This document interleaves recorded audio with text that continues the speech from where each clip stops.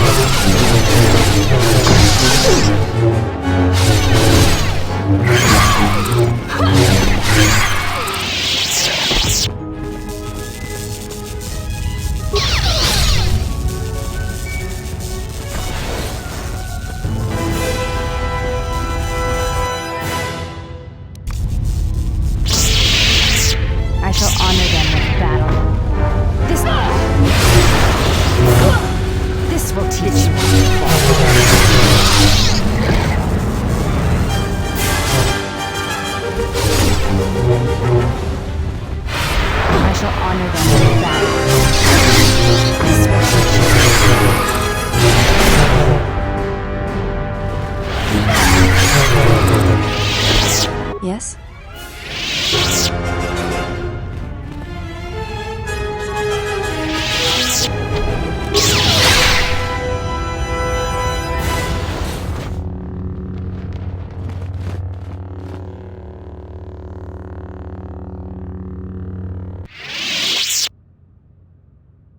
I am an historian and scientist working for the Republic. although I'm certain my contemporaries would judge me more a historian than scientist.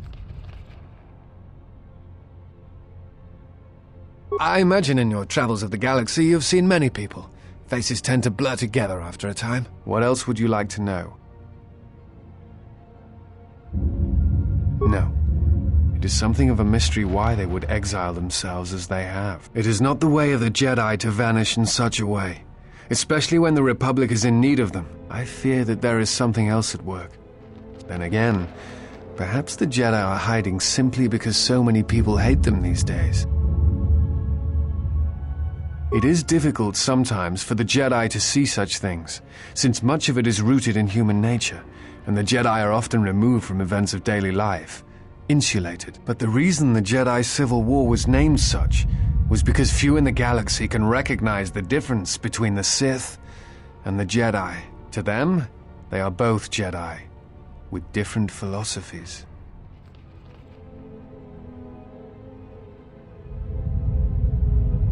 Hate? No. I do not hate them. They only raise questions without answers. Jedi are not supposed to be like the rest of us.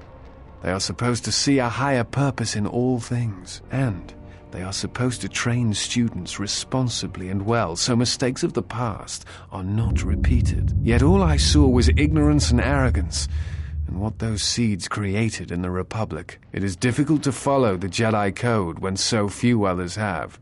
But you know this. Many Jedi defied the Order during the Mandalorian Wars, and it paved the way for the Jedi Civil War.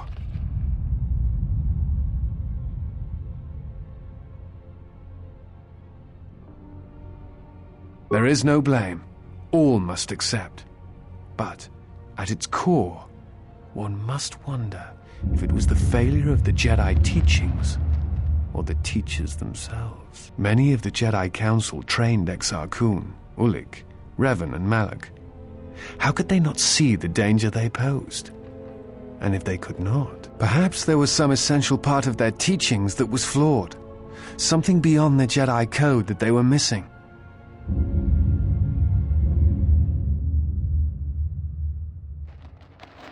Revan had many masters. Zar, Dorak, Master K before K left for the wars. Towards the end of his training, he sought out many to learn techniques. It is said that he returned to his first master at the end of his training in order to learn how he might best leave the Order. I am not certain you understand what happened with Revan. Revan was captured in the middle of the Jedi Civil War, due in no small part to his apprentice Malak, who turned on him. Revan was brought before the Jedi Council and put on trial. You must understand that the situation was desperate, and the Jedi needed to know how Revan had amassed the forces arrayed against them. As I understand it, they were able to convince Revan to have a change of heart, but it was only for a time. Revan helped the Republic defeat Malak. I suspect it was out of revenge. What else? I'm trying to save the Republic. Dantooine and the Jedi Order are instrumental to that effort. Despite the troubles of the Jedi Civil War, there are those among the Republic who still favor the Jedi, and there are admirals within the fleet who recognize that the Jedi must be found if the Republic is to hold together. Yet as long as Onderon remains within the Republic, and the efforts on Telos succeed, that is all. The Republic is fragile right now. Telos is important because its success will determine whether or not the other dead worlds receive the same reconstruction efforts. If Telos is rebuilt and made habitable again, it will affect a string of worlds along the rim. Onderon, strangely enough, was unaffected by the Jedi Civil War. It's almost as if Revan didn't want to attack it. Its resources and position on the rim make it a vital supply line and guard post against outer rim attacks. Also, it's the only world in the Republic still capable of seeding ecosystems into other dead worlds. Onderon's wildlife is some of the most aggressive in the known galaxy. Merely placing some of those beasts on target worlds will guarantee their habitation for years to come. The Jedi are a symbol. As much damage as their reputation took during the Sith War and the Jedi Civil War, there are still many who they serve as an example. Plus, There have been times in the past where a single Jedi has been enough to change the face of a world, or a galaxy. I suppose I still believe that might be possible. Despite the betrayal of many of the Jedi against the Republic, I must concede that as figureheads, they do serve a vital role. What else? Before you go, I had a question.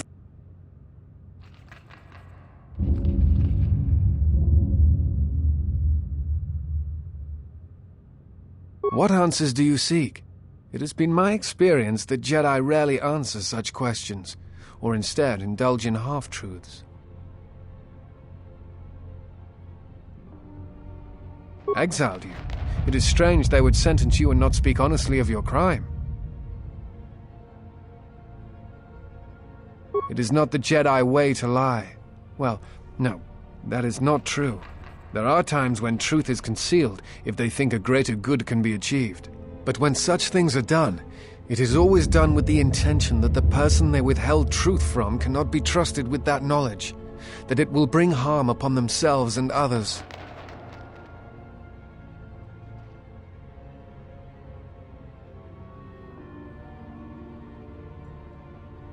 Perhaps there was some greater danger in you knowing the reason than in the reason itself. Strange. Mysterious are the ways of the Jedi.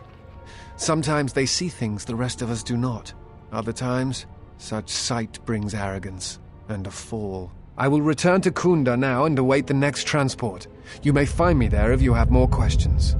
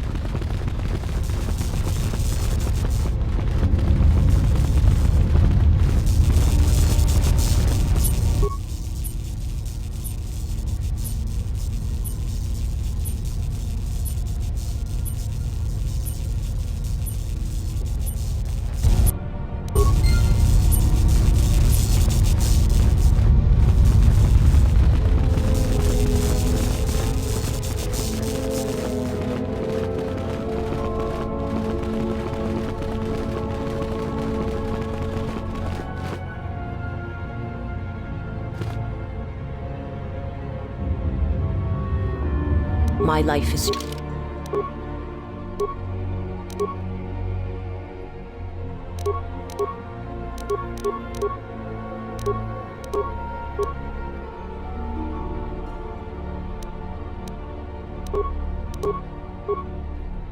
yours.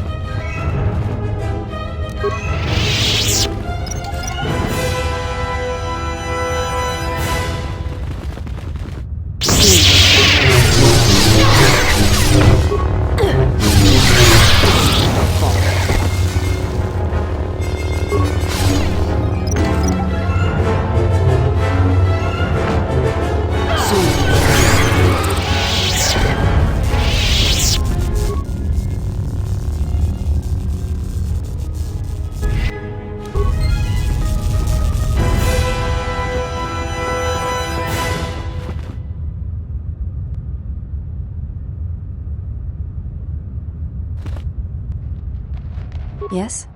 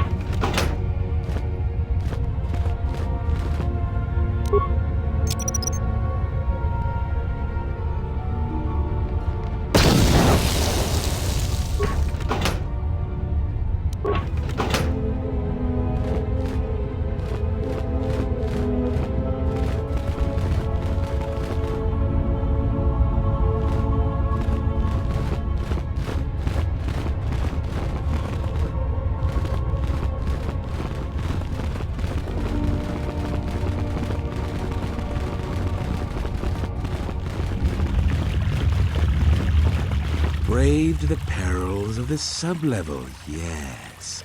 Many stories and artifacts in your possession. This is fortuitous for myself and associates. For now, not only do I get rich salvage, but an even richer bounty. Do not be making this difficult. So, this and now, Jedi.